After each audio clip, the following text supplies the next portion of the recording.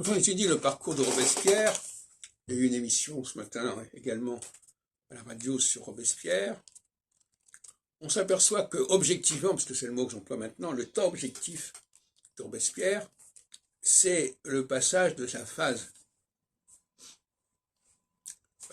équinoxiale entre 1788 et 1794.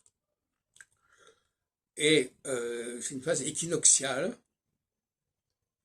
et c'est pas par hasard qu'à la fin de cette phase, il s'était renversé, au passage de la phase solsticiale. Car la phase solsticiale est toujours une épreuve pour les leaders équinoxiaux qui ont une grande confiance en eux, qui d'ailleurs qui impacte souvent les esprits des autres. C'est-à-dire qu'ils ont une forme d'omniscience, ils ont une sorte d'inspiration qui leur donne leur autorité, leur charisme. Et en phase solsticiale, ils ne le savent pas, puisqu'on le vit instinctivement, mais maintenant, avec l'astrologie telle que je la conçois, on peut être prévenu. À l'approche d'une phase solsticiale, il faut savoir que les choses fonctionnent autrement, et que si on veut en rester en poste, il faut pactiser avec le diable, parce que finalement, quelque part, la phase solsticiale, c'est un peu la phase du diable. Et donc, il faut se laisser porter par le peuple, qui se sert de vous, d'une certaine manière, mais qui vous instrumentalise. Et si on n'est pas capable d'accepter ce patronage populaire, cette intelligence collective, comme dirait Nora Jabuti, eh bien, on est évacué, on est éjecté. Donc, voilà un exemple d'approche biographique par l'astrologie telle que je la conçois. Le cas de Gaulle est intéressant à ce sujet aussi. De Gaulle est arrivé au pouvoir, je parle de son deuxième temps, en 58, et en 58 on était en phase solsticiale.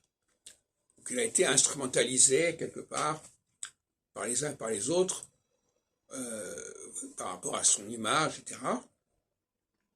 Et quand cette phase solsticiale, qui a commencé en 56 d'ailleurs, et qui s'est terminée en 61, 62, quand elle s'est terminée, il est passé à la phase équinoxiale. Et il a fait voter une loi qui a d'ailleurs été très mal vécue à ce moment-là, puisqu'il y a eu une dissolution de l'Assemblée, enfin il y a eu en tout cas un vote de défiance contre Pompidou, quand il a voulu faire élire le président public au suffrage universel. Aujourd'hui c'est tout à fait accepté, mais à l'époque c'était tout à fait suspect, parce que ça avait une dimension équinoxiale, justement. Parce qu'à ce moment-là, le président n'était plus simplement porté par un collège de députés, etc. Il était élu par le peuple, mais en réalité, il avait une stature supérieure. Et en 65, c'est ce qui s'est produit, et De Gaulle a été élu au suffrage universel, pas comme ça n'avait pas été le cas en 58. Et en 58, il a été d'abord président du Conseil à la demande de René Coty, puis, dans la foulée, il a été premier président de la République, de la Ve République.